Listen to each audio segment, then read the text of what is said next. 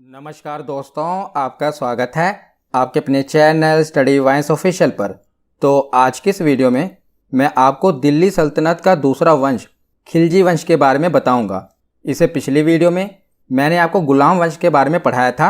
आज की इस वीडियो में हम खिलजी वंश के बारे में पढ़ेंगे। पहले हम इस टॉपिक को अच्छे से समझेंगे और लास्ट में प्रीवियस ईयर क्वेश्चन भी कवर करेंगे।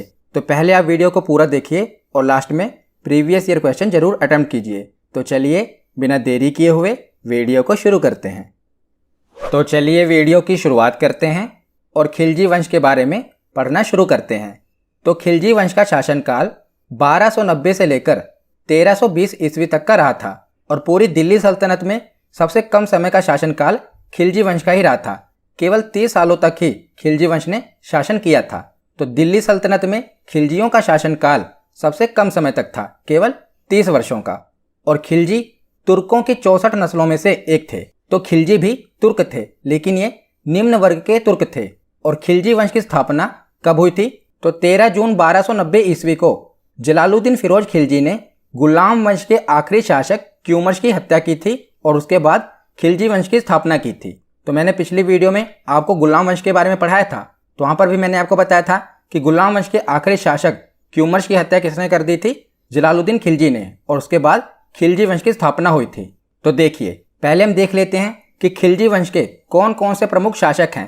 उसके बाद में मैं आपको बताऊंगा कि कौन सा याद करना है। तो देखिए, पूरे खिलजी वंश में से केवल आपको अलाउद्दीन खिलजी के बारे में पढ़ना है, क्योंकि एक तो इनका शासनकाल केवल 30 वर्षों तक ही रहा है खिलजी वंश का। उसमें से भी सबसे ज्यादा जो लंबा शासनकाल रहा है वो अलाउद्दीन खिलजी का रहा है। और एग्जाम में भी ज्यादातर अगर खिलजी वंश से प्रश्न बनेगा भी ना, तो 90% चांस है कि अलाउद्दीन खिलजी से ही पूछा जाए। इसीलिए मैंने भी इस वीडियो में अलाउद्दीन खिलजी के बारे में डिटेल में जो भी एग्जाम में प्रश्न बने हैं वो कवर किया है। तो आपको अलाउद्दीन खिलजी पर फोकस करना है, यहीं से प्रश्न बनते हैं। पर एक बार हम देख लेते हैं कि खिलजी वंश के संस्थापक कौन थे। तो जलालुद्दीन खिलजी, इनका शासनकाल 1290 ईस्वी से लेकर 1296 ईस्वी तक रहा है, यानी कि 6 वर्षों तक। उसके बाद अगला शासक बना अलाउद्दीन खिलजी। अलाउद्दीन खिलजी के बाद खिलजी वंश का अगला शासक बना शिहाबुद्दीन खिलजी। और शिहाबुद्दीन खिलजी के बाद अगला शासक बना कुतुबुद्दीन मुबारक खिलजी। इसे मुबारक शाह खिलजी भी कहते हैं। उसके बाद खिलजी वंश का आखिरी शासक था नसीरुद्दीन खुशवर शाह, जिसे खुसरो खां भी कहा जाता है, इसका अन्य नाम है। इसका शासनकाल केवल 15 अप्रैल से लेकर 27 अप्रैल, मतलब कि बहुत कम दिनों तक रहा था। उसके बाद खिलजी वंश खत्म हो जाता है और अगला वंश तुगलक वंश की शुरुआत हो जाती है। तो आज के इस वीडियो में हम केवल खिलजी वंश के बारे में पढ़ेंगे। नेक्स्ट वीडियो में मैं आपको तुगलक वंश के बारे में बताऊंगा। तो शुरू करते हैं हम जलालुद्दीन खिलजी से, क्योंकि इसी ने खिलजी वंश की स्थापना की थी। तो जलालुद्दीन खिलजी का शासनकाल 1290 ईस्वी से लेकर 1296 ईस्वी तक, यानी कि 6 वर्षों तक इसने दिल्ली सल्तनत पर शासन किया। तो इसका राज्यारोहण कब हुआ था, यानी कि कब ये राजा बना था? तो जलालुद्दीन खिलजी ने तत्कालीन शासक क्यूमर्श की हत्या करके 1290 ईस्वी में किलोखरी, कहां पर? किलोखरी में स्वयं को सुल्तान घोषित कर दिया था। और जलालुद्दीन फिरोज खिलजी ने 70 वर्ष की उम्र में, तो ये दिल्ली सल्तनत का सबसे उम्रदराज राजा था। 70 वर्ष की आयु में ये राजा बना था। 13 जून 1290 ईस्वी को दिल्ली की राजगद्दी इसने ग्रहण की थी। कब? 13 जून 1290 ईस्वी को। तो यहाँ से खिलजी वंश की शुरुआत होती है। सबसे पहला शासक बना जलालुद्दीन खिलजी, जो कि 70 वर्ष की आयु में दिल्ली सल्तनत का राजा बना। तो उसके बाद इसने अपनी राजधानी किसको बनाया था? तो जलालुद्दीन खिलजी का जो राज्य अभिषेक हुआ था, ये कैकुबार द्वारा बनाए गए किलोखरी के महल में हुआ था। तो कैकुबार कौन है? तो मैंने गुलाम वंश में आपको बताया था, कैकुबार ने किलोखरी महल बनवाया था। तो उसी किलोखरी महल में जलालुद्दीन खिलजी ने अपना राज्याभिषेक करवाया और वहीं पर अपनी राजधानी बनाया। किसे? किलोखरी को, याद रखिएगा। तो उसके बाद हम जलालुद्दीन खिलजी के समय जो कुछ प्रमुख घटनाएं हुई हैं ना, जो कि आपके लिए इंपॉर्टेंट है, वो एक बार देख लेते हैं। तो सबसे पहले मलिक छज्जू का विद्रोह। तो 1290 ईस्वी में हमने देखा कि जलालुद्दीन खिलजी शासक बना। तो 1290 ईस्वी में ही कड़ा का सूबेदार, जिसका नाम था मलिक छज्जू, इसने विद्रोह कर दिया। तो सुल्तान, तो इस समय सुल्तान कौन है? जलालुद्दीन खिलजी। तो सुल्तान ने इसके विद्रोह का दमन कर दिया, यानी कि इसके विद्रोह को दबा दिया। उसके बाद जो अगला महत्वपूर्ण घटना घटी वो अगले ही साल रणथंभौर अभियान। तो 1291 में सुल्तान, जहां भी सुल्तान आएगा ना, आप समझ लीजिएगा उस समय जो शासक बना उसी को सुल्तान कहा जा रहा है। यानी कि इस समय शासक कौन है? तो जलालुद्दीन खिलजी है। तो 1291 में सुल्तान ने रणथंभौर अभियान किया, लेकिन किले की सुदृढ़ता को देखकर अपना अभियान वापस ले लिया। और यहाँ का शासक कौन था रणथंभौर का उस समय? तो हमीर देव था, यानी कि उसने किले पर दुर्ग बनाया हुआ था जो कि अभेद था, जिसे जलालुद्दीन खिलजी भेद नहीं पाया, इसीलिए वहां से वापस चला गया। तो उस समय शासक कौन था रणथंभौर का? हमीर देव।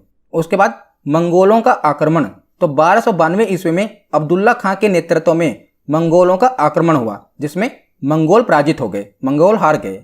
तो उसके बाद अगली प्रमुख घटना है जो कि इसके शासनकाल में घटी थी, वो थी सिद्धिमौला को मृत्युदंड। तो सिद्धिमौला कौन थे? तो सिद्धिमौला एक सूफी संत थे और सुल्तान की हत्या के षड्यंत्र रचने की संभावना के कारण इसे मृत्युदंड दे दिया गया। तो जो सिद्धिमौला थे ये एक सूफी संत थे, तो जलालुद्दीन खिलजी को लगा कि ये मेरी हत्या का षड्यंत्र रच रहे हैं, इसीलिए इस संभावना के कारण जलालुद्दीन खिलजी ने सिद्धिमौला को मृत्युदंड दे दिया था, याद रखिएगा। उसके बाद अगली प्रमुख घटना घटी देवगिरी अभियान। तो 1296 ईस्वी में अलाउद्दीन खिलजी, तो अलाउद्दीन खिलजी के नेतृत्व में देवगिरी अभियान हुआ। इसमें देवगिरी के शासक रामचंद्र देव को पराजित कर अपार धन प्राप्त किया। किसने? अलाउद्दीन खिलजी ने। तो अलाउद्दीन खिलजी कौन था? तो जो अलाउद्दीन खिलजी था ना, ये जलालुद्दीन खिलजी का भतीजा था और साथ में दामाद भी था, यानी कि जो जलालुद्दीन खिलजी था ना, ये अलाउद्दीन खिलजी का चाचा भी था और इसने अपनी बेटी का विवाह भी अलाउद्दीन खिलजी से करवाया हुआ था।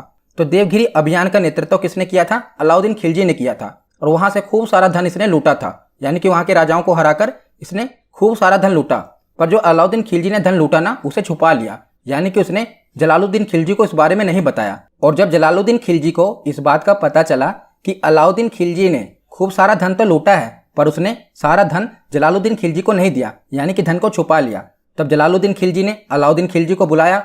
और आपने फिल्म भी देखी होगी पद्मावत। फिर उसके बाद अलाउद्दीन खिलजी ने क्या किया? तो अलाउद्दीन खिलजी ने जलालुद्दीन खिलजी की हत्या कर दी और अगला शासक बन गया। आपने फिल्म में भी देखा होगा कि अलाउद्दीन खिलजी अपने चाचा को यानी कि जलालुद्दीन खिलजी को मार देता है और उसके बाद खिलजी वंश का अगला शासक बन जाता है। तो आगे अब हम देखते हैं अलाउद्दीन खिलजी। तो यही सबसे इंपॉर्टेंट है, अलाउद्दीन खिलजी से ही जब भी खिलजी वंश से प्रश्न बनेगा तो अलाउद्दीन खिलजी से ही पूछा जाएगा।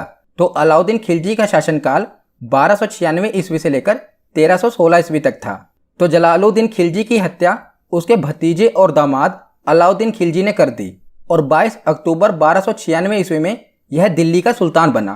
और अलाउद्दीन खिलजी के बचपन का नाम क्या था? तो अली तथा गुरशास्प, याद रखिएगा, अली तथा गुरशास्प नाम था अलाउद्दीन खिलजी का बचपन का नाम। तो इसने अपने सिक्कों में सिकंदर सानी अर्थात द्वितीय सिकंदर की उपाधि धारण की थी। तो कई बार एग्जाम में पूछा गया है कि सिकंदर सानी की उपाधि किसने धारण की थी? तो अलाउद्दीन खिलजी ने सिकंदर सानी की उपाधि धारण की थी। और जो अलाउद्दीन खिलजी था ये एक नया धर्म चलाना चाहता था, यानी कि एक नए धर्म की शुरुआत करना चाहता था, परंतु जो उलेमा थे ना, मुस्लिम विद्वान थे, उनके कहने पर इसने अपना निर्णय बदल दिया, यानी कि नए धर्म की शुरुआत नहीं की।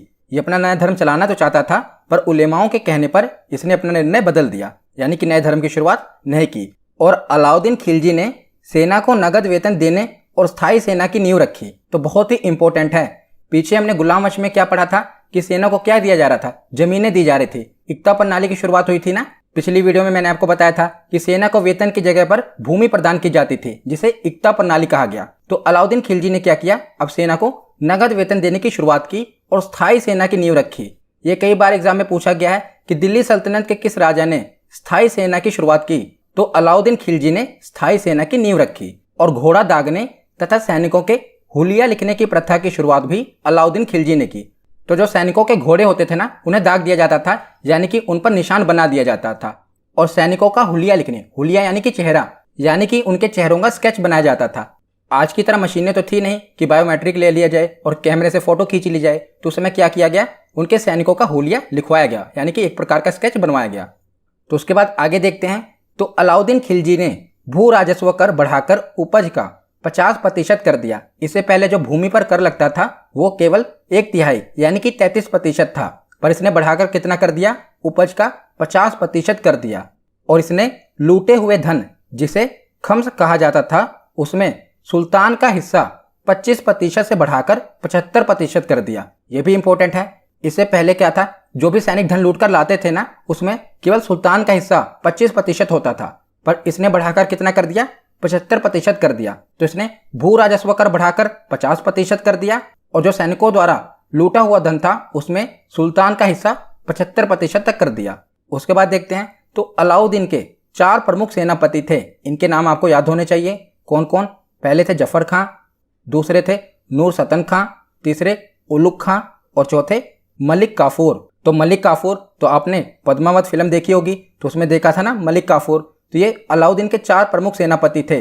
तो अलाउद्दीन खिलजी ने मलिक काफूर को गुजरात में 1000 दिनार में खरीदा था, इसीलिए मलिक काफूर को 1000 दिनारी भी कहा गया।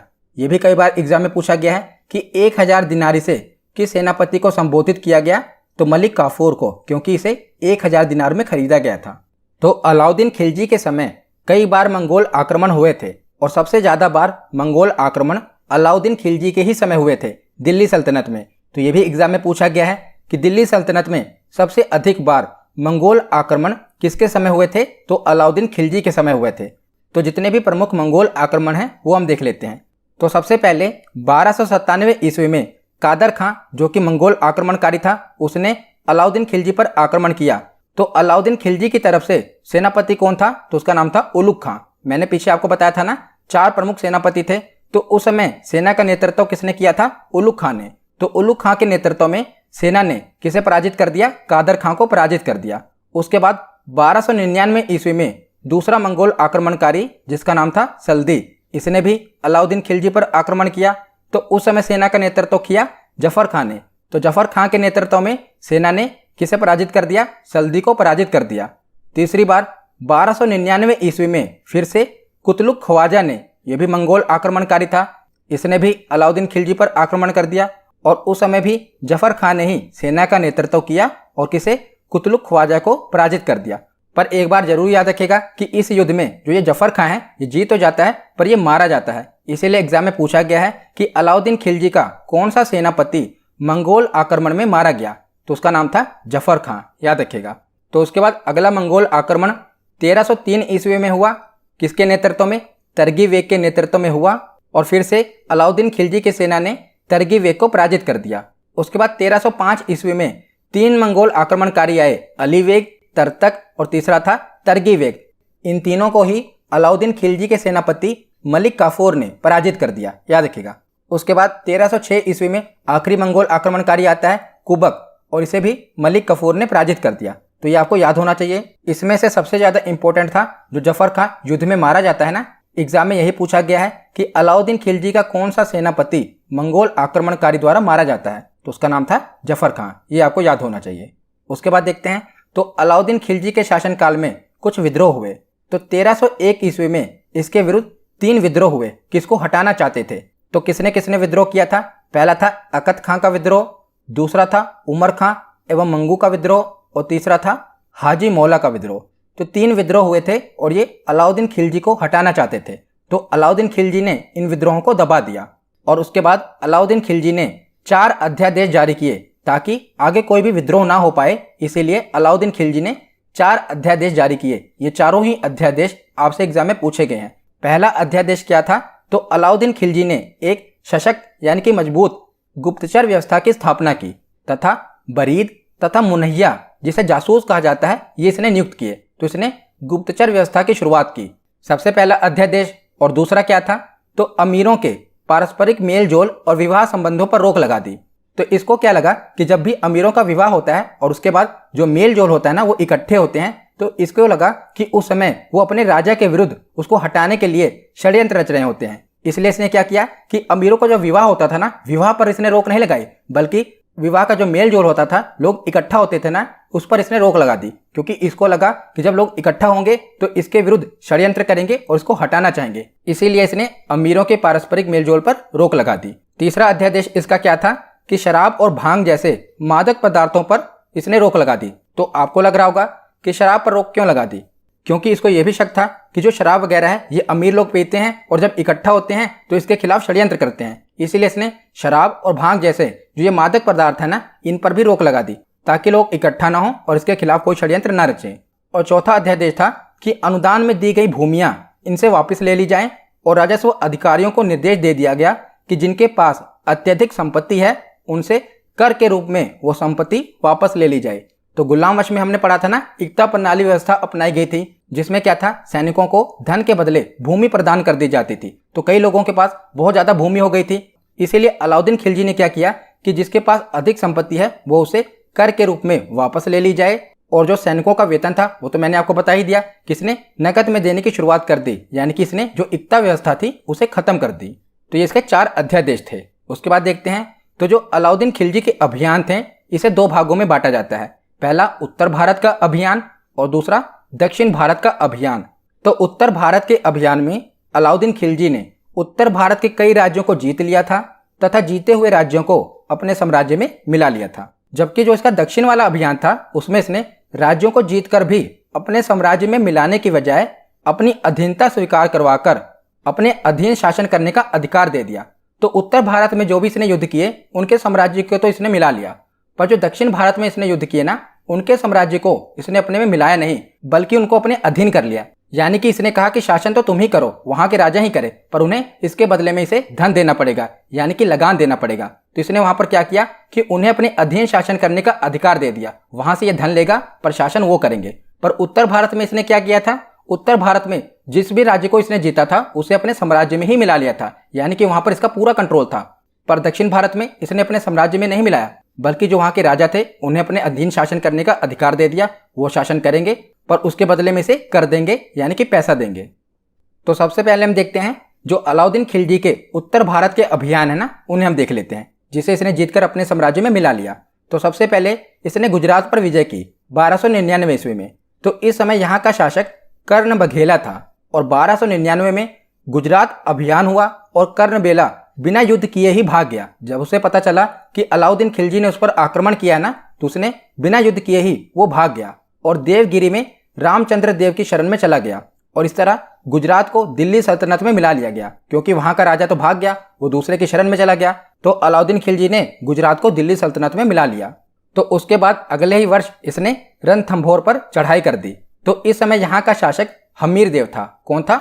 हमीर देव। तो 1300 ईस्वी में रणथंभौर अभियान हुआ और हमीर देव के मंत्री रणमल के विश्वासघात के कारण जो हमीर देव था ये हार गया, क्योंकि इसके मंत्री रणमल ने विश्वासघात कर दिया। तो 1301 ईस्वी में अलाउद्दीन खिलजी ने भी इस किले को जीत लिया और रणथंभौर को भी अपने साम्राज्य में मिला लिया। उसके बाद 1303 ईस्वी में चित्तौड़ विजय, ये आपने फिल्म में देखा होगा चित्तौड़ के बारे में। तो इसने चित्तौड़ पर भी विजय हासिल कर ली।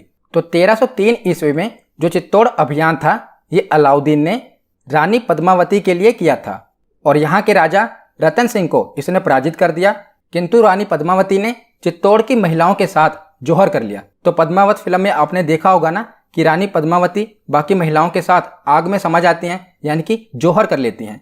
तो चित्तौड़ विजय उसको मिली 1303 ईस्वी में अलाउद्दीन खिलजी को। उसके बाद 1305 ईस्वी में इसने मालवा पर विजय प्राप्त की। तो इस समय यहाँ का शासक कौन था? महलक देव था। तो 1305 में मालवा अभियान हुआ, जिसमें महलक देव पराजित हुआ और मालवा को सल्तनत में मिला लिया गया। तो ये था इसका उत्तर भारत का अभियान। अब हम देखते हैं दक्षिण भारत अभियान। तो जो दक्षिण भारत का अभियान था ना, इसका नेतृत्व मलिक काफूर ने किया था। मैंने आपको बताया था ना कि अलाउद्दीन खिलजी का यह सेनापति था। तो दक्षिण भारत के अभियान का नेतृत्व किसने किया था? मलिक काफूर ने किया था। तो यहाँ पर इसका उद्देश्य क्या था? तो यहाँ पर उद्देश्य ये नहीं था कि साम्राज्य में मिला लिया जाए, बल्कि दक्षिण भारत के अभियान का यह उद्देश्य था कि वहां से जितना हो सके धन को लूटकर लाया जाए। तो दक्षिण भारत अभियान का नेतृत्व मलिक काफूर ने किया और सबसे पहले देवगिरी पर इसने चढ़ाई की 1307 ईस्वी में। तो इस समय देवगिरी का शासक रामचंद्र देव था। तो 1307 में मलिक काफूर ने देवगिरी पर आक्रमण किया और रामचंद्र देव को पराजित करके उसे परिवार सहित दिल्ली भेज दिया गया। और रामचंद्र देव यहाँ पर 6 महीने तक रहा और अपनी एक पुत्री का विवाह इसने अलाउद्दीन खिलजी से करा दिया। उसके बाद अलाउद्दीन खिलजी ने इसे 1 लाख स्वर्ण मुद्राएं दी और राय राया की उपाधि प्रदान की।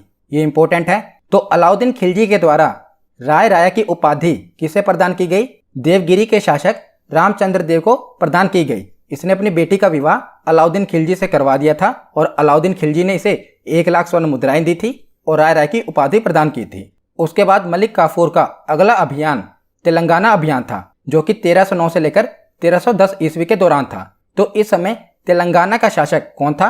प्रताप रुद्रदेव द्वितीय था और इसकी राजधानी वारंगल थी। और यह युद्ध में पराजित होने के बाद प्रताप रुद्रदेव द्वितीय ने बहुत सारा उपहार सुल्तान को दिया और उसकी अधीनता स्वीकार कर ली। यानी कि इसने खूब सारा उपहार किसे दिया? अलाउद्दीन खिलजी को दिया और उसकी अधीनता भी स्वीकार कर ली। उसके बाद अगला अभियान था होयसल राज्य का आक्रमण। ये 1311 ईस्वी में किया गया। तो इस समय यहाँ का शासक कौन था? बल्लाल देव द्वितीय था और इसकी राजधानी थी द्वार समुद्र।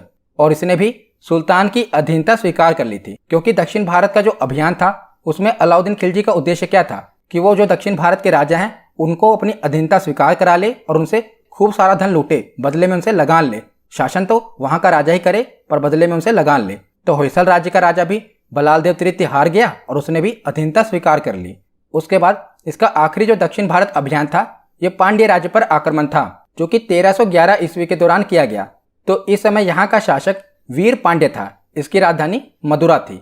और 1311 में मलिक काफूर ने मदुरा पर आक्रमण किया, लेकिन वीर पांड्य इसके हाथ नहीं लगा और यहाँ पर इसने भीषण लूटपाट किया। किसने? मलिक काफूर ने भीषण लूटपाट की। और दक्षिण का यही एक राजा था जिसने अलाउद्दीन खिलजी की अधीनता स्वीकार नहीं की थी। मतलब कि वो मलिक काफूर के हाथ नहीं लगा और उसने अलाउद्दीन खिलजी की अधीनता स्वीकार नहीं की, परंतु मलिक काफूर ने वहां पर भीषण लूटपाट की थी। मतलब कि उसमें पांड्य राज्य को इसने खूब लूटा था, परंतु ये दक्षिण भारत का इकलौता राज्य था जिसने अलाउद्दीन खिलजी की अधीनता स्वीकार नहीं की थी। तो ये अलाउद्दीन खिलजी के कुछ प्रमुख अभियान थे। तो उसके बाद हम देखते हैं खिलजी की बाजार नियंत्रण नीति। ये भी काफी इंपॉर्टेंट है। तो अलाउद्दीन खिलजी ने बाजार नियंत्रण नीति क्यों लागू की थी? तो इस संदर्भ में बर्नी उल्लेख करता है, बर्नी एक इतिहासकार, इसने उल्लेख किया है कि बाजार नियंत्रण नीति सेना की सुविधा के लिए लागू की गई थी। तो मैंने आपको बताया था कि जो इसकी सेना थी उसको जो ये वेतन देता था नकद में देता था। तो अलाउद्दीन खिलजी ये चाहता था कि महंगाई बढ़े ना, क्योंकि अगर महंगाई बढ़ेगी तो इसको सेना के ऊपर अधिक खर्चा करना पड़ेगा, उन्हें वेतन अधिक देना पड़ेगा। तो अलाउद्दीन खिलजी क्या चाहता था कि महंगाई बढ़े ना, इसीलिए ये बाजार नियंत्रण नीति लेकर आया कि जो मार्केट में प्राइस है ना उसे कंट्रोल किया जा सके ताकि महंगाई बढ़े ना। तो देखिए जो इसकी बाजार नियंत्रण नीति थी ये 2 सिद्धांतों पर आधारित थी। पहला, उत्पादन लागत के आधार पर वस्तुओं का मूल्य निर्धारण करना, यानी कि जितनी वस्तु पर लागत लग रही है ना उसके हिसाब से उसका मूल्य निर्धारण करना। और दूसरा, बाजार में आम जरूरत की वस्तुओं की कमी ना हो जाए, यानी कि कोई उसका भंडारण ना कर ले, उसकी कमी ना हो जाए। इसीलिए इसने बाजार की नियंत्रण नीति लागू की, क्योंकि अगर दोनों में से कुछ भी हो जाएगा तो महंगाई बढ़ जाएगी। यानी कि अगर उत्पादन लागत के आधार से जो वस्तुओं का मूल्य है काफी ज्यादा निर्धारित कर दिया जाए तब भी महंगाई बढ़ जाएगी, और दूसरा, अगर आम जरूरत की वस्तुओं की कमी हो जाए तब भी महंगाई बढ़ जाएगी। इसीलिए इसकी जो बाजार नियंत्रण नीति थी ये 2 सिद्धांतों पर आधारित थी। तो इसने कौन से कदम उठाए थे? तो देखिए, तो इसने 4 प्रकार के बाजार गठित किए थे। तो पहला है मंडी।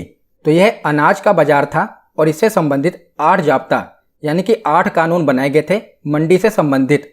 तो पहला कानून सर्वाधिक महत्वपूर्ण था, जिसके अंतर्गत सभी प्रकार के अनाजों का मूल्य निर्धारित था, यानी कि पहले से ही तय था कि कौन सा अनाज कितने पर बिकेगा। और अनाज बाजार के नियंत्रण करने के लिए सुल्तान ने शहनाई मंडी की नियुक्ति की थी और जमाखोरों को कठोर दंड देने की व्यवस्था की थी। तो इसने किसको नियुक्त किया था? शहनाई मंडी, यानी कि इसने अपने सेना में से एक पोस्ट बना दी शहनाई मंडी, जो ये देखेंगे कि मंडी में जो इसने कानून बनाए हैं वो पूरी तरह से लागू हो रहे हैं कि नहीं। तो इसीलिए इसने शहनाई मंडी की नियुक्ति कर दी, जो देखेंगे कि बाजार में जमाखोरी तो नहीं हो रही और जो मूल्य निर्धारित किया गया है उसी मूल्य पर बिक्री हो रही है कि नहीं। उसके बाद दूसरा इसका कदम था सराय अदल, जिसे कहा गया न्याय का स्थान। इससे संबंधित 5 अधिनियम थे। यह एक तरह की सरकारी सहायता प्राप्त बाजार था। इसमें विभिन्न प्रकार के कपड़े, मेवे, जड़ी बूटियां, घी, चीनी आदि बिकता था। कहाँ पर? सराय अदल में। और तीसरा इसका स्टेप था घोड़ों, दासों एवं मवेशियों का बाजार। तो इससे संबंधित सामान्य नियम थे। पहला नियम क्या था कि किस्म के अनुसार मूल्य नियंत्रण करना है, यानी कि जिस प्रकार से पशु की नस्ल है उस प्रकार से उसका मूल्य निर्धारित होगा। और दूसरा नियम था कि दलालों पर कठोर नियंत्रण था, यानी कि कोई ब्रोकर बीच में नहीं होगा, इस पर कठोर नियंत्रण था। और चौथा इसका स्टेप था सामान्य बाजार, यानी कि इस बाजार में आम जरूरत की वस्तुएं बिकती थी, जैसे सब्जी, मिट्टी के बर्तन आदि, और इनका मूल्य भी उत्पादन मूल्य पर ही आधारित किया गया था। और इसमें यह भी देखा जाता था कि अगर मापतोल हो रही है तो उसमें कोई कमी ना की जाए, यानी कि मान लीजिए अगर किसी को 1 किलो वस्तु देनी है तो उसमें कोई कमी ना की जाए। तो अलाउद्दीन खिलजी का ये आदेश था कि अगर कोई व्यक्ति जो बिक्री कर रहा है, यानी कि वस्तु को बेच रहा है, वो मापतोल में कमी करता है, मान लीजिए 1 किलो वस्तु देनी है और वो 900 ग्राम दे रहा है, तो जितनी वो वस्तु कम तोल रहा है ना, तो सैनिकों को ये आदेश था जितनी वो वस्तुओं में कमी कर रहा है उतना मांस उसके शरीर से निकाल लिया जाए। यानी कि अगर कोई 100 ग्राम चीज को कम तोल रहा है तो 100 ग्राम उसके शरीर से मांस निकाल लिया जाए। मतलब कि इसने बहुत ही कठोर नियम बनाए हुए थे ताकि पूरा इसका कंट्रोल रहे मार्केट पर। जो ये वस्तु जितने मूल्य पर निर्धारित करे उतने की वस्तु बिके और जमाखोरी ना हो, ताकि बाजार पर नियंत्रण रहे और माप तोल पर जरा से भी कमी ना हो। तो इस प्रकार अलाउद्दीन खिलजी बाजार के नियंत्रण की नीति लेकर आया था, आपको याद रखना है। तो उसके बाद हम अलाउद्दीन खिलजी के कुछ निर्माण कार्य देख लेते हैं। तो अलाई दरवाज़ा इसी ने दिल्ली में बनवाया था। अलाई दरवाज़ा क्या है? तो ये आप कुतुब मीनार देख रहे हैं ना, तो ये कुतुब मीनार का प्रवेश द्वार है जो इसने बनवाया था, जिसे अलाई दरवाज़ा कहा गया। ये दिल्ली में है। दूसरा इसने सीरी का किला बनवाया, ये भी दिल्ली में है। तीसरा हजार खंबा महल भी अलाउद्दीन खिलजी ने बनवाया था। तो अलाई दरवाज़ा, सीरी का किला और हजार खंबा महल, इसका निर्माण अलाउद्दीन खिलजी ने करवाया था। तो उसके बाद अलाउद्दीन खिलजी की मृत्यु के बाद मलिक काफूर ने उसके 6 वर्षीय पुत्र शिहाबुद्दीन खिलजी को सुल्तान बना दिया था। तो जब अलाउद्दीन खिलजी की मृत्यु हो जाती है ना, तो जो मलिक काफूर था, अलाउद्दीन खिलजी के और भी बड़े बेटे थे, पर जो मलिक काफूर होता है ना, वो सबसे छोटे बेटे 6 वर्ष के बेटे को राजा बना देता है, ताकि वो नाम मात्र का तो राजा बना दे पर पूरा कंट्रोल किसका रहे? मलिक काफूर का रहे। इसीलिए वो सबसे छोटे बेटे जो केवल 6 वर्ष का था, शिहाबुद्दीन खिलजी, उसे सुल्तान बना देता है और खुद उसका प्रतिशासक बन जाता है। तो लगभग 35 दिन के शासन के बाद अलाउद्दीन खिलजी का तीसरा बेटा मुबारक शाह खिलजी ये मलिक काफूर की हत्या कर देता है और शिहाबुद्दीन जो उसका भाई होता है ना, उसको बंदी बनाकर उसकी भी हत्या करवा देता है और खुद दिल्ली सल्तनत का अगला शासक बन जाता है। तो अब हम मुबारक शाह खिलजी के बारे में पढ़ लेते हैं। इसका शासनकाल 1316 ईस्वी से लेकर 1320 ईस्वी तक रहा था। तो मुबारक शाह खिलजी ने खलीफा के पद को मान्यता नहीं दी थी। तो मैंने आपको पिछली वीडियो में खलीफा के बारे में बताया था, जो कि मुसलमानों के धार्मिक गुरु थे, और जब भी कोई सुल्तान बनता था ना, तो खलीफा से आज्ञा लेनी पड़ती थी, तभी वो सुल्तान की उपाधि धारण कर पाता था। पर मुबारक शाह खिलजी ने क्या किया? इसने खलीफा के पद को मान्यता नहीं दी और कहा कि मैं ही खलीफा हूं, यानी कि इसने स्वयं को ही खलीफा घोषित कर दिया। तो ये एग्जाम में कई बार पूछा गया है कि दिल्ली सल्तनत के किस राजा ने खुद को ही खलीफा घोषित कर लिया था? तो इसका नाम था मुबारक शाह खिलजी। इसने स्वयं को ही खलीफा घोषित कर लिया था, और जो इसका मानसिक संतुलन था ना मुबारक शाह खिलजी का, वो सही नहीं था। तो ये दरबार में कभी कभी महिलाओं के वस्त्र पहनकर आ जाता था और कभी कभी निर्वस्त्र यानी कि नग्न रूप में ही दरबार में आ जाता था। कौन? मुबारक शाह खिलजी। तो बाद में क्या हुआ कि इसके प्रधानमंत्री खुसरो खान ने 1320 ईस्वी में इसकी हत्या करवा दी और खुद अगला शासक बन गया। कौन? खुसरो खां। तो खुसरो खां के बारे में पढ़ते हैं। तो खुसरो खां का ही अन्य नाम है नसीरुद्दीन खुसवर शाह।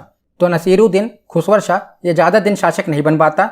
ये 15 अप्रैल को गद्दी पर बैठता है और 27 अप्रैल को इसकी हत्या करवा दी जाती है, यानी कि ये ज़्यादा दिन तक शासक नहीं रह पाता।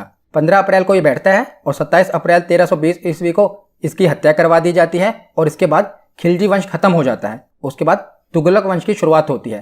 तो तुगलक वंश के बारे में हम अगली वीडियो में देखेंगे। तो यहाँ पर हमारा थ्योरी सेक्शन कंप्लीट होता है। अब हम प्रीवियस ईयर क्वेश्चन देखते हैं। तो पहला प्रश्न है कि गुलाम वंश का संस्थापक कौन था? तो गुलाम वंश का संस्थापक कौन था? जलालुद्दीन खिलजी। ऑप्शन बी इसका सही जवाब होगा।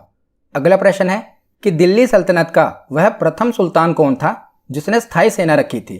तो स्थायी सेना किसने रखी थी? अलाउद्दीन खिलजी ने। ऑप्शन सी इसका सही जवाब होगा। अगला प्रश्न है कि दिल्ली सल्तनत में सबसे कम समय का शासनकाल किस वंश का था? तो दिल्ली सल्तनत में सबसे कम समय का शासनकाल किसका था? खिलजी वंश का था। ऑप्शन डी इसका सही जवाब होगा। अगला प्रश्न है कि अलाउद्दीन खिलजी किस शासक की हत्या करके खिलजी वंश का अगला शासक बनता है? तो ये अपने चाचा यानी कि जलालुद्दीन खिलजी की हत्या करके अगला शासक बनता है। ऑप्शन बी इसका सही जवाब होगा। अगला प्रश्न है कि अलाई दरवाजा निम्न में से किसका मुख्य द्वार है? तो मैंने आपको बताया था कि ये कुतुब मीनार का मुख्य द्वार है अलाई दरवाजा। ऑप्शन सी इसका सही जवाब होगा। अगला प्रश्न है कि अलाई दरवाजा का निर्माण किस सुल्तान ने करवाया था? तो अलाई दरवाजा का निर्माण इसके नाम से ही क्लियर है। अलाई किसने करवाया था? अलाउद्दीन खिलजी ने करवाया था। ऑप्शन सी इसका सही जवाब है। तो अगला प्रश्न है कि अलाउद्दीन खिलजी के प्रसिद्ध सेनापतियों में से किसकी मंगोलों के विरुद्ध लड़ते हुए मृत्यु हो गई थी? तो मैंने आपको बताया था कि जफर खां की मंगोलों के विरुद्ध लड़ते हुए मृत्यु हो गई थी। ऑप्शन ए इसका सही जवाब है। अगला प्रश्न है कि कौन सा सुल्तान नया धर्म चलाना चाहता था किंतु उलेमाओं ने विरोध किया? तो इसका सही जवाब है अलाउद्दीन खिलजी। ऑप्शन बी इसका सही जवाब है।